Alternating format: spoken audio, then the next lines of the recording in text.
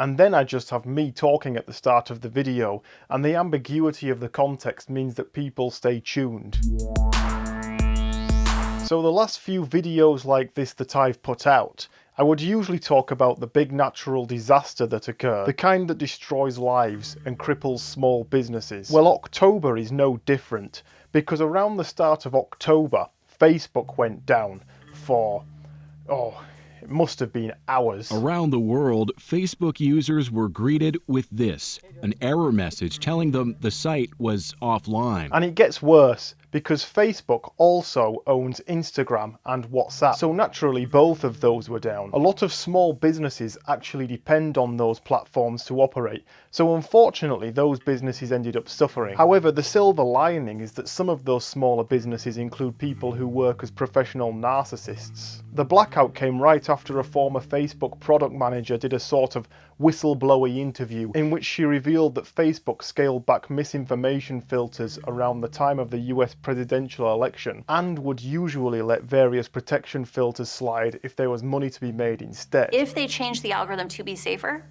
people will spend less time on the site, they'll click on less ads, they'll make less money. And then the blackout caused Facebook's shares to drop. I am currently trying to remain non-biased and to keep this free from my own opinions of Facebook, as I always do. In spite of me thinking that Facebook is dumb. Facebook is stupid. Facebook is stupid. Facebook is stupid. Non-social media users were rejoicing the fact that Facebook was down, saying that people should get a life and do something productive instead. I'm so glad it's out, and I think the world would be a much better place if it doesn't come back on. Which did actually happen, if you count going on Twitter instead as getting a life and doing something productive. Probably more productive than going out to meet your friends and not being able to find them because WhatsApp was down. Yeah, it's been a bit of a nightmare us trying to find each other. Yeah, it's been really annoying. Obviously, I haven't been able to contact my mum because she lives in India and we're not texting and calling. And there are going to be many frustrated people tonight, in part because billions of people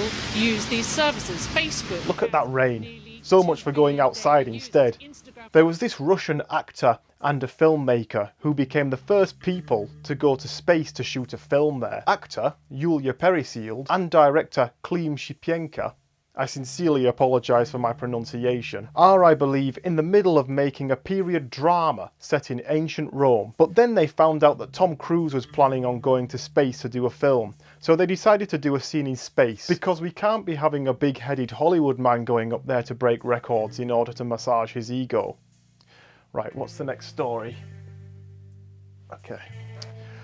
William Shatner went to space and broke records in becoming the oldest man to have ever gone there. Shatner, aged 90, travelled via the... Hang on, William Shatner? The William Shatner. Hasn't he been before? He has. He has, I've seen footage of it. He's definitely been to space.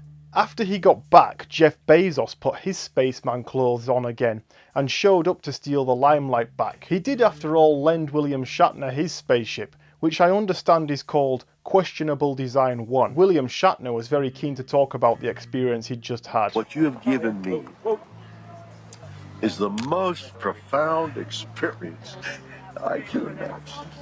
I'm so... But then Jeff Bezos got bored of listening to the old man talking about space because he'd already been, so had his noisy group, who hadn't been to space, rescue him from the conversation by giggling over opening a big bottle of champagne, which William Shatner didn't have any of. Is he shooting up? Oh my God. Give me a champagne bottle. Come here. I want one.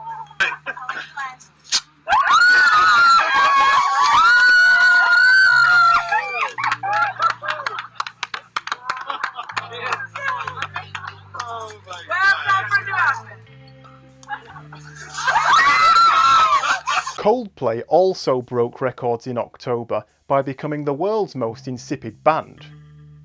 I thought Coldplay were already the world's... Coldplay announced that on their next eco-friendly tour, the concert would be powered by kinetic energy provided by the audience's dancing, which admittedly is going to be a challenge, because if there's any band out there whose music proves challenging in provoking any response to external stimuli, let alone movement, it's Coldplay. The idea was conceived by accident in an interview when Chris Martin admitted that he was just making it up as he went along.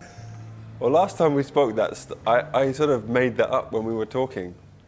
Really? So I was trying to think of something cool to say. And then it sort of became a headline. And he got away with it because he's a genius. So then when all of the stories about it blew up everywhere, they were backed into a corner. The eco-friendly tours shows, which band members will be travelling to using private jets, will involve planting a tree for every ticket sold. And then in the future, when those trees grow into tall, magnificent specimens, they're going to chop them down and turn them into even more concert tickets for the next tour. Conservative MP David Amos was tragically stabbed and killed in what police later confirmed as a terrorist incident. So after Labour MP Joe Cox was murdered in 2017, it would appear that being a politician is a dangerous job, as is going out generally, because in Norway someone went on a killing spree with a bow and arrow. I'm not showing a picture or revealing any names because these people want the notoriety and I refuse to indulge them. Matt Lucas got into trouble for doing an accent. The actor, that's the profession that requires you to pretend to be other people and have different voices, performed a Kraftwerk parody skit with Noel Fielding on the Great British Bake Off. And the complaints on Twitter by people trying to be offended came in, because parodying Kraftwerk involves doing a German accent, and you aren't allowed to do accents. Tweets like, "Not enjoying the faux German accent on Great British Bake Off." One here says, "All these awful German accents are so offensive." Starting to find the mock German accent both irritating and inappropriate. Would this be allowed if it were another nationality? And now let's move on to the tweets about his offensive, stereotypical Scouse accent from when he was doing silly impressions of Paul Hollywood in the same episode. There aren't any of those. Now admittedly he's been known to be a bit controversial in the past due to this type of thing. I was playing on my deal on my no deal fruit machine. You know the television show with that nice Christian boy no 11 cent? Well, the devil must have got inside, Noel, because he just thieved £180 of the petty cash from me. Okay, so that is a bit dodgy. Although I think we should go after Daniel Day-Lewis, because he did an American accent in There Will Be Blood, and he's British. Every day I drink the blood of lamb from Bander's Tract.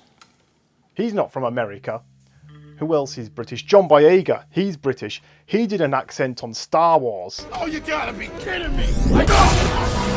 And he's not from space. And there's Mel Gibson. And dying in your beds many years from now, would you be willing to trade all the day? Actually, he's okay because that was clearly not a Scottish accent. Besides, it's not like Mel Gibson would ever do anything to soil his good name. Investigations have been going on after Alec Baldwin on the set of a film accidentally shot and killed the DP and injured the director after a mix-up with a prop gun. A lot of questions come to mind. Well, not a lot of questions, mainly just one. How does this happen? Well, some time has passed now, and we still don't know. So if indeed it was a live round, where did that live round come from? How did it get into the gun? Of course, it was quite traumatic for Alec Baldwin after having gone through that. After that shooting, Baldwin was seen outside the Santa Fe Sheriff's County's office, seemingly overcome with emotion.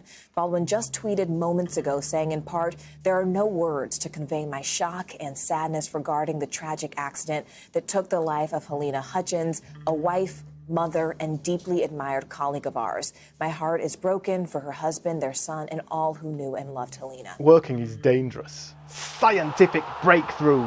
Malaria is thought to be the biggest killer of humankind. Hopefully not for much longer though, because a vaccine was developed by scientists in Africa. We are at a historical point in time.